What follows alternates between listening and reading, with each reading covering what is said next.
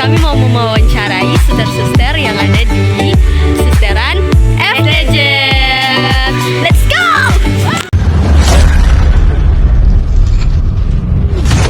Baik, selamat pagi suster. Selamat pagi.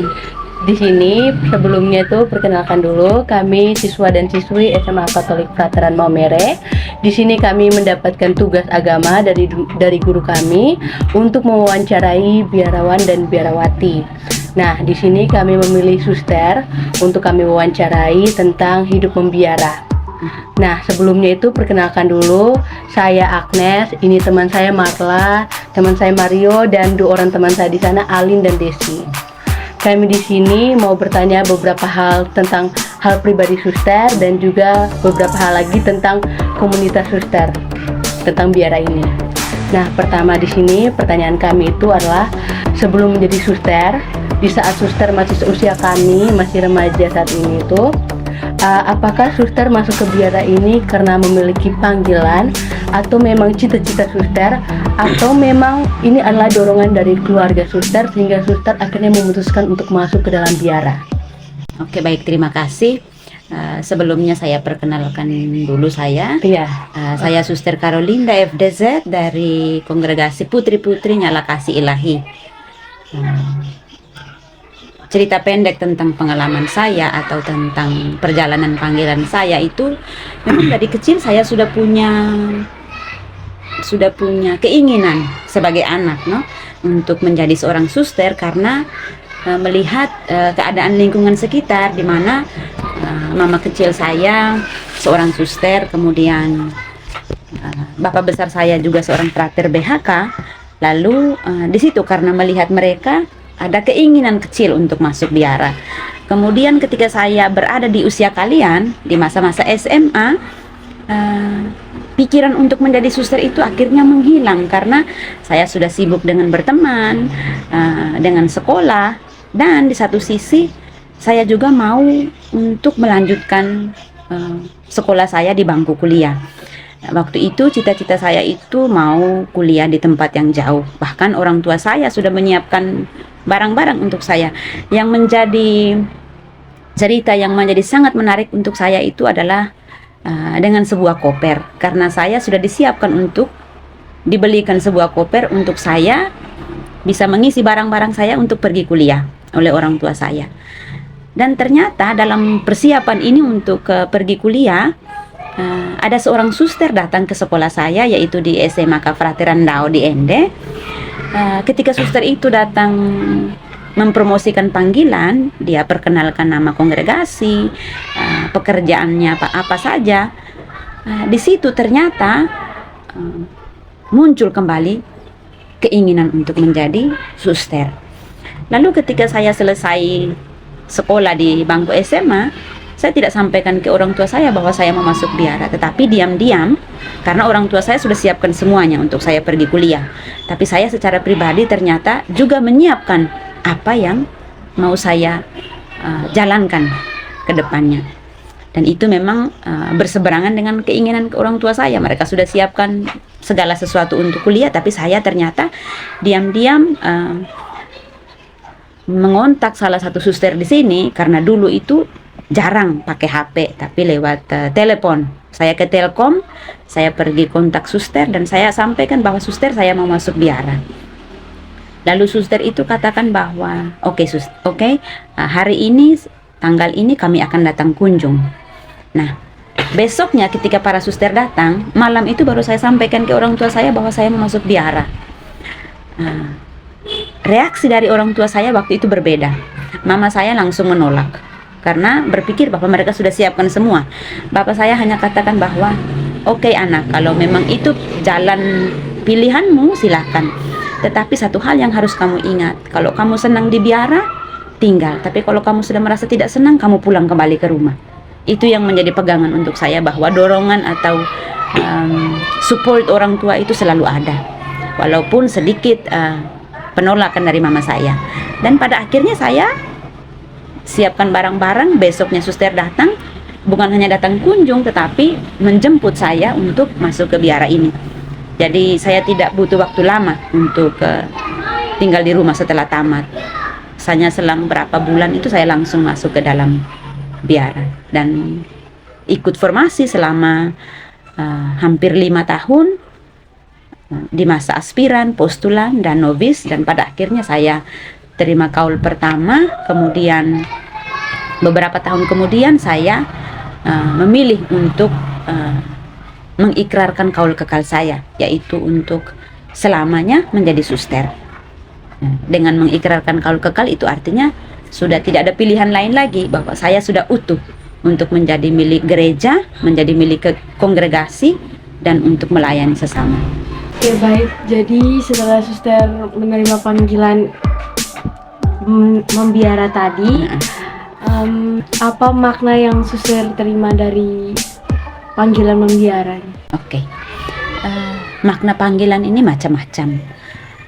Saya secara pribadi setelah mengikrarkan kaul pertama, kemudian melewati beberapa masa sebagai seorang suster muda, dan sampai pada akhirnya saya memilih untuk kaul kekal. Makna yang saya ambil dari hidup membiara ini adalah rahmat panggilan itu. Ketika Tuhan memanggil, dia memanggil banyak orang, kemudian dari situ dia memilih sesuai dengan apa yang Tuhan mau. Dan ketika saya sudah berada di biara, bukan lagi atas kemauan saya, tetapi saya dan Tuhan itu harus kerjasama. Dalam arti supaya saya bisa melihat makna dari panggilan ini untuk apa, yakni untuk melayani sesama. Saya tidak lagi berpikir akan diri saya, tetapi ketika saya sudah mengikrarkan kaul, sudah menyerahkan hidup saya untuk Tuhan, berarti di situ saya siap untuk diutus, siap untuk melayani. Tidak lagi pilih bahwa saya hanya mau melayani keluarga saya, tidak, tetapi semua. Seperti di sini ketika saya ditugaskan dengan anak-anak di sekolah, saya tidak pilih-pilih mesti layani anak-anak dari keluarga yang seperti ini, tidak, tapi saya harus merangkul semua. Jadi untuk saya makna dari panggilan ini adalah dengan saya memberikan diri saya, Tuhan yang akan memberikan rahmatnya kepada saya. Tapi dari situ harus ada kerjasama juga antara saya dengan Tuhan. Ketika Tuhan mengutus saya untuk bertugas di tempat yang ini, bukan lagi untuk saya memilih, tetapi bagaimana saya dengan memaknai panggilan ini, saya mau untuk bersedia melayani dalam situasi apapun, dalam hal apapun. Seperti di sini dengan situasi Maumere yang begitu panas, saya tidak bisa pilih bahwa saya mau di tempat yang teduh. Tapi itulah panggilan. Dan di setiap hal kecil apapun itu pun harus saya maknai sebagai sebuah panggilan.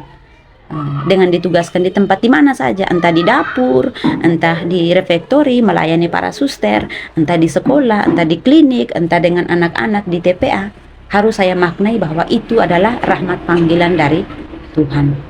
Jadi kira-kira begitu. Baik, suster. Terima kasih atas penjawabannya. Di sini setelah suster masuk biara dan suster menerima kaul. Nah, di situ tuh kan seperti yang kita tahu, kaul kekal itu ada tentang kemiskinan, kemuliaan, dan ketaatan. Nah, suster sendiri nih, saya mau bertanya, apakah kaul tersebut memiliki makna tersendiri bagi suster? Makna tersendiri ini dalam artian bahwa makna tersebut makna yang istimewa bagi suster? Baik, terima kasih. Dalam hidup membiara kami memiliki 3 kaul. Tapi dari kongregasi kami ini kami memiliki 1 kaul lagi, yaitu kaul yang namanya dengan berdoa untuk panggilan, atau kita sebut dengan rogate. Rogate itu dari bahasa Latin yang artinya berdoa untuk panggilan yang kudus dan berlimpah di dalam gereja. Nah, dari keempat kaul ini ada kaul kemiskinan, kaul ketaatan, dan kaul kemurnian. Makna dari kaul kemiskinan setelah saya mengikrarkan kaul ini adalah apa? Yang pertama-tama, saya tidak memiliki barang mewah. Hidup miskin itu artinya hidup sederhana. Dan dalam hidup sederhana, saya juga harus tahu maknanya. Sederhana yang seperti apa? Ketika saya butuh sesuatu, tidak saja karena saya butuh, atau tidak saja karena saya mau, tapi betul-betul karena saya butuh dengan barang ini. Misalnya di masa sekarang ini kan mudah sekali untuk punya HP.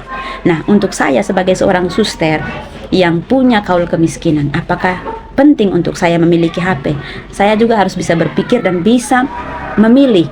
Saya pegang HP ini karena saya butuh atau karena saya mau. Nah, ketika saya ditugaskan di dalam formasi, otomatis saya butuh HP untuk bisa berkomunikasi dengan orang tua dari para calon, untuk bisa berkomunikasi dengan para suster.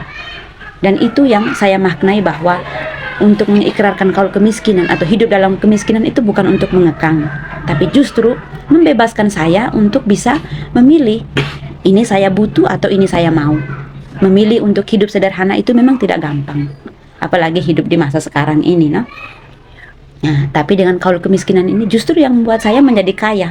Karena apa? Saya tidak punya barang yang harus saya sembunyikan, yang harus saya simpan di mana. Tapi dalam hidup komunitas seperti ini kami memiliki barang secara bersama-sama. Makan minum juga kita makan sama. Untuk kalau Natal Paskah punya hadiah juga sama, no? Tidak lagi pilih-pilih saya harus yang lebih mahal. Tidak, tapi karena memang kami memaknai bahwa ketika kita hidup dalam kemiskinan, ya artinya hidup secara sederhana dan dalam kebebasan yang dalam arti membuat diri saya juga bebas, tidak menuntut atau tidak memilih. Kemudian dengan kaul ketaatan, makna dari kaul ketaatan, untuk orang di luar pasti rasanya susah untuk hidup dalam ketaatan. Masa saya datang ke sini lalu tiba-tiba saya harus taat dengan satu pemimpin. Nah, di sini arti dari ketaatan ini adalah ketika saya taat, bukan saya taat untuk pemimpin saja, tetapi kepada Tuhan yang memanggil saya. Yang saya taati ini, yang saya lihat di situ adalah Tuhan yang meminta saya untuk melayani di tempat ini, meminta saya untuk melakukan sesuatu yang baik untuk sesama. Dan kalaupun saya taat, itu juga harus bebas sesuai dengan apa yang saya pikirkan, bukan hanya sesuai dengan apa yang saya mau taat dengan susterian ini, tidak. Tapi karena kaul yang sudah saya ikrarkan ini, yang sudah saya sampaikan sumpah saya di depan gereja atau di depan umat, itu juga harus saya jalani. Dan untuk memaknai kaul ketaatan ini adalah ketika saya taat, saya percaya bahwa saya taat kepada Tuhan, bukan hanya saja kepada pemimpin yang bisa saya lihat, tapi mereka adalah wakil Allah. Dan dengan mentaati itu juga yang membuat saya bebas. Saya bisa diutus kemana saja, bukan lagi untuk di kampung saya atau saya harus pilih hanya untuk di Indonesia. Tapi ketika saya bebas, ketika saya diutus ke luar negeri, dengan senang hati saya terima, walaupun saya harus adjust dengan makan minum, dengan cuaca. Tapi yang membuat saya bebas adalah karena saya tahu kepada siapa saya taat. Lalu kaul kemurnian, yang sudah pasti kalian pasti juga tahu bahwa kalau soal kemurnian ini, bahwa otomatis para suster, para imam tidak punya suami, tidak punya istri. Tapi mungkin kalian pasti bertanya, bagaimana mungkin suster mereka bisa bertahan hidup tanpa suami, tapi hidup dalam kebersamaan seperti ini. Nah, untuk memaknai kemurnian ini adalah saya dalam formasi itu sudah diajarkan, dididik, dibentuk bahwa pada akhirnya dalam hidup ini hanya saya dengan Tuhan yang memiliki relasi. Memang bukan untuk hidup menikah itu berarti bukan panggilan, itu juga merupakan panggilan, bahkan panggilan yang mulia. Karena apa? Panggilan untuk menjadi imam, suster itu datangnya dari keluarga. Jadi mereka yang hidup berkeluarga juga harus hidup dalam kemurnian, dengan saling mengasihi antara bapak dan mama, suami dan istri, menjaga keharmonisan, menjaga hidup perkawinan itu. Lalu dengan saya atau kami yang hidup dalam kaul kemurnian ini, bagaimana untuk memaknainya itu adalah dengan mencintai Tuhan, maka saya juga bebas untuk mencintai sesama. Karena ketika saya mencintai Tuhan, dengan melihat bahwa Tuhan Yesus itu ketika dia mengasihi, dia tidak pilih-pilih. Dia mencintai anak-anak, dia mencintai orang sakit, dia mencintai orang berdosa. Begitu pula dengan saya, dengan kaul yang sudah saya ikrarkan ini, tidak lagi saya harus pilih-pilih untuk mengasihi, tapi untuk mengasihi dengan bebas. Dan mengasihi dengan sepenuh hati saya. Karena Tuhan sudah mengasihi saya, maka saya juga harus berbagi kasih saya itu dengan bebas untuk sesama. Dan dengan satu pilihan bahwa saya tidak menikah. Tapi betul-betul dengan saya tidak menikah ini, saya menyerahkan hidup saya, talenta saya, kekuatan saya untuk melayani Tuhan melalui sesama. dan dalam hidup kebersamaan dengan komunitas juga, di situ juga kami tunjukkan bagaimana hidup dalam kemurnian, yaitu dengan saling mengasihi satu dengan yang lain. Dengan sesama para suster, kita hidup sederhana, kita hidup dalam ketaatan, dan kita hidup dalam kemurnian. Dan kemudian kaul yang keempat itu yang saya katakan tadi, bahwa kaul rogate, bagaimana saya memaknai, tentunya saya bersyukur karena saya punya panggilan seperti ini, yaitu untuk menjadi suster. Itu pun berkat dari doa-doa yang saya tidak pernah tahu doa dari siapa, tapi saya percaya bahwa karena doa-doa orang lain yang menjadikan saya bisa memilih untuk hidup dalam membiara. Jadi dengan memaknai kaul rogate ini juga, saya tidak lagi berpikir untuk diri saya sendiri atau mendoakan diri saya, tetapi dari terbitnya matahari sampai terbenam, ya hidup saya adalah dalam doa, mendoakan bukan lagi diri saya atau keluarga saya, tapi semua umat manusia, semua mereka yang saya jumpai, yang sudah menjadi bagian dalam hidup saya, dan juga mereka yang meminta doa-doa dari saya, atau dengan kebutuhan-kebutuhan yang saat ini betul-betul sangat dibutuhkan, misalnya dalam peperangan, dengan situasi dunia ada kelaparan, ada bencana. Saya tidak bisa langsung terjun ke situ, tetapi dengan panggilan saya yang sebagai suster ini, maka saya dengan waktu dan tenaga yang ada dalam diri saya sebagai seorang yang berkaul, di situ saya menyerahkan doa-doa saya, menyerahkan diri saya, tenaga saya untuk ingat akan sesama yang membutuhkan. Jadi tidak lagi berpikir hanya untuk kepentingan saya, tetapi lebih melihat secara luas, secara jauh akan kebutuhan gereja dan akan kebutuhan dunia. Sehingga kami setiap hari itu setiap saat selalu berdoa. Baik suster, terima kasih atas penjelasannya. Sama-sama. Di sini setelah saya bertanya lagi, teman saya Mario juga mau bertanya lagi mengenai Silakan. Jadi suster, di sini saya mau bertanya, apa saja tantangan yang suster sendiri hadapi selama menjalani hidup membiara? Baik, terima kasih. Tantangan, jangan berpikir bahwa ketika sudah jadi suster atau imam tidak ada tantangan, karena kami hidup dalam doa saja. Tidak seperti itu. Tetapi tantangan ini dari dalam komunitas juga ada, dari luar juga ada. Contoh yang konkret, tantangan. Misalnya, ketika orang tua meminta saya untuk membantu mereka secara material, minta uang misalnya. Tapi saya sadar betul bahwa saya sudah hidup dalam kemiskinan. Saya tidak pegang uang. Tetapi di satu sisi orang tua saya membutuhkan, karena status saya sebagai anak yang bertanggung jawab untuk membantu orang tua. Di situ yang menjadi tantangan adalah saya harus punya pilihan dan harus memberikan pengertian kepada orang tua bahwa saya dengan memilih hidup seperti ini, saya tidak bisa membantu mereka atau tidak bisa mensupport mereka secara full, misalnya dalam segi material. Tapi karena saya hidup dalam kemiskinan, ya yang bisa saya bantu adalah dengan mendoakan mereka supaya bisa memperoleh rezeki. Tapi saya tidak bisa memberikan mereka uang karena saya tidak pegang uang, karena saya hidup dalam kemiskinan. Kami hidup dalam kebersamaan. Yang menjadi milik komunitas adalah milik bersama. Tantangan yang berikut, ya seperti di zaman ini, dengan begitu banyak hiruk pikuknya dunia, ada begitu banyak hal-hal duniawi yang sangat menantang. Misalnya dengan memiliki HP, seperti tadi yang saya beri contoh. Kemudian dengan memurnikan juga motivasi. Sampai ketika saya menjadi suster, perlu juga untuk saya memurnikan motivasi. Ketika saya hidup dalam biara seperti ini, motivasi saya yang dulunya mungkin belum baik, harus saya murnikan. Misalnya ketika saya menjadi suster, saya mau sekolah. Tapi di situ tantangannya adalah ketika saya sudah menjadi suster, saya mau pilih, saya mau sekolah di sini, saya mau sekolah di situ. Tapi yang sebenarnya harus sesuai dengan kemampuan saya dan juga harus dengan ketaatan ketika saya diutus oleh kongregasi untuk disekolahkan. Bukan lagi atas pilihan saya, tetapi atas pilihan kongregasi yang sesuai dengan kemampuan saya. Oke. Terima kasih Suster Sama-sama. untuk jawabannya lagi. Baik, karena tadi kita sudah membahas mengenai hal pribadinya Suster, tentang perjalanan hidup Suster dari awal panggilan sampai akhirnya rintangan yang Suster hadapi serta makna hidup membiara. Nah, di sini kami mau bertanya lagi mengenai komunitas Suster atau biara ini. Nah, di sini. Mungkin nanti yang bertanya nanti teman saya Marla, dia mau bertanya mengenai komunitas susternya.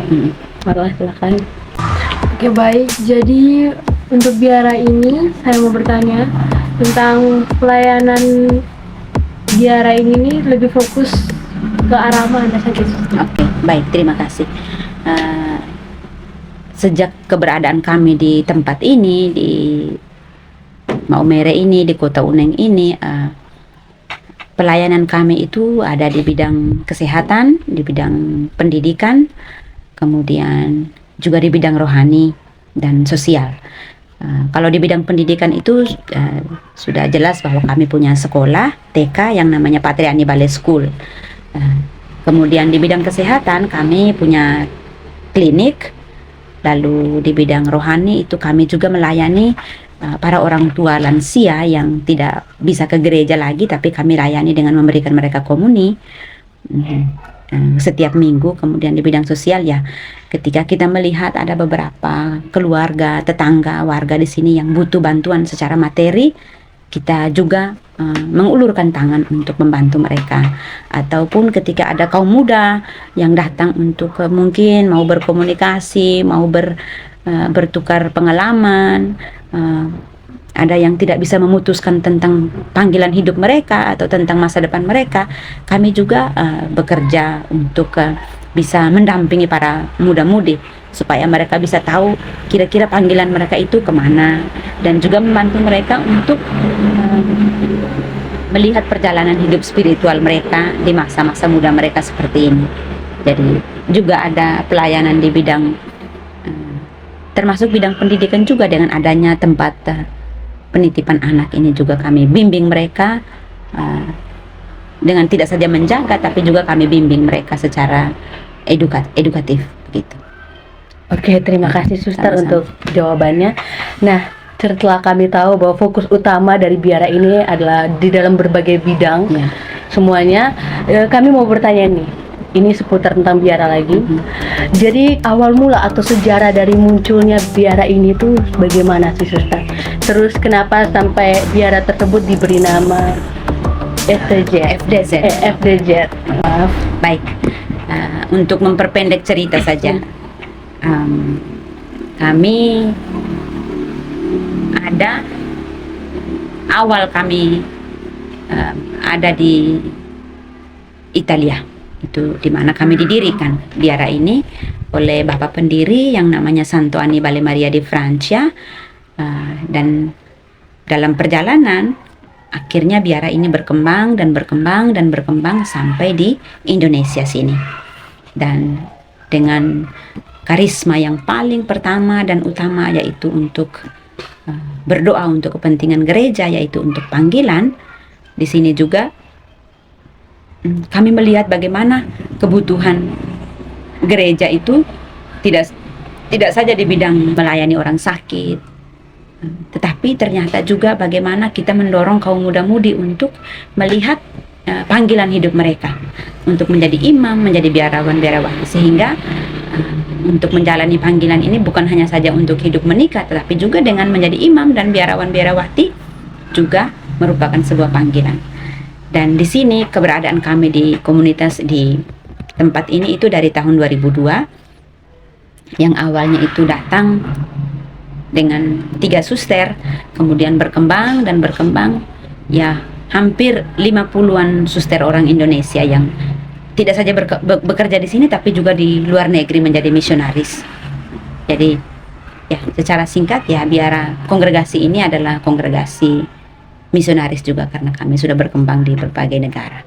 For your information, kepanjangan dari nama biara FDZ yaitu dalam bahasa Italianya Figlie del Divino Zelo, yang artinya adalah putra-putri nyala kasih ilahi. Nah, setelah kami tahu tentang sejarah terbentuknya biara ini, kami juga mau tahu sosok spiritual yang ada di biara ini, maksudnya yang menjadi pedoman di biara ini.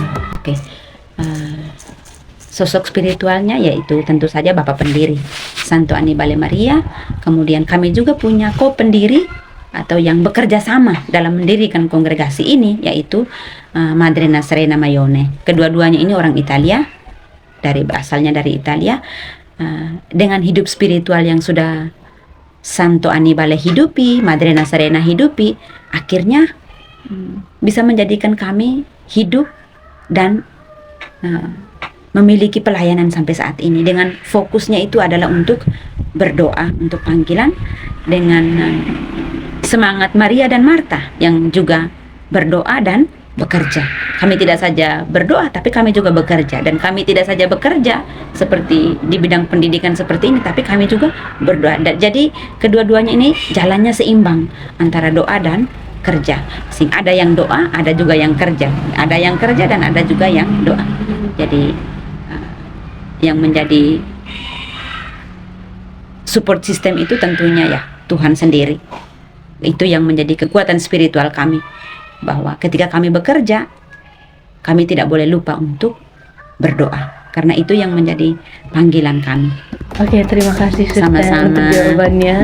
Baik, di sini setelah mendengar penjelasan dari Suster yang secara detail dan juga penjelasan Suster mengenai biara ini juga secara detail, kami di sini mau minta maaf sebelumnya kalau memang ada beberapa pertanyaan yang mungkin sempat menyinggung Suster Tidak ada sama sekali. atau mungkin sekali sikap tidak kami ada. selama tadi berdiskusi mungkin kurang berkenan di hatinya Suster. Oh, tidak ada. Di sini kami, untuk saya mewakili semua teman-teman saya yang ada di sini, baik itu teman-teman yang ada di belakang kamera maupun yang sedang duduk di sini, kami mau bilang terima kasih sekali untuk Sama-sama. Suster. Terima kasih juga karena sudah datang kunjung kami di sini.